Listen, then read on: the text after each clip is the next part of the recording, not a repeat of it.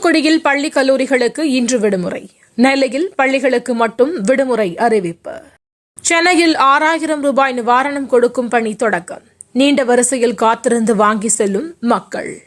குடும்ப அட்டை இல்லாத பாதிக்கப்பட்டவர்களுக்கும் நிவாரணம். படிவம் பூர்த்தி செய்து கொடுக்க அறிவுறுத்தல். பொதுத் தேர்வு தேதியில் மாற்றமில்லை. அமைச்சர் அன்பில் மகேஷ் பேட்டி. திருநெல்வேலி மாவட்டத்தில் 90% பகுதிகளுக்கு மின் விநியோகம். மாவட்ட நிர்வாகம் தகவல். சாகித்ய அகாடமி விருது வென்றிருக்கும் எழுத்தாளர் தேவி பாரதியை மனதார வாழ்த்துகிறேன். கமல்ஹாசன் எக்ஸ் தளத்தில் பதிவு. மிமிக்ரி விவகாரம். தமிழக பாஜக சார்பில் ஆர்ப்பாட்டம் என அண்ணாமலை அறிவிப்பு. நிவாரணப் பணிகளை மக்கள்தான் பாராட்ட வேண்டும். ஆளுநர் தமிழிசை பேச்சு. அதிக தண்ணீர் வரத்து. குற்றால அருவிகளில் 4வது நாளாக குளிக்க தடை. மலை கிராம மாணவர்கள் ஆர்வத்துடன் படிக்க வருகிறார்கள். அமைச்சர் மா சுப்பிரமணியன் பேட்டி. சாதி மத பாகுபாடின்றி ஜல்லிக்கட்டு நடத்த வேண்டும். உயர்நீதிமன்ற மதுரை கிளை உத்தரவு.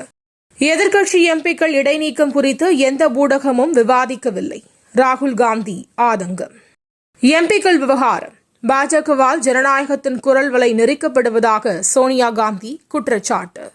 எம்பிக்கள் கண்ணியத்தை காக்கும் வகையில் நடந்து கொள்ள வேண்டும். குடியரசுத் தலைவர் திரௌபதி முர்மு வலியுறுத்தல். தமிழகத்தில் 7 நாட்களுக்கு மிதமான மழைக்கு வாய்ப்பு. வானிலை மையம் தகவல். தினந்தோறும் காலை தலைப்புச் செய்திகளை உடனுக்குடன் தெரிந்து கொள்ள வணக்கம் இந்தியா நியூஸுடன் இணைந்திருங்கள்.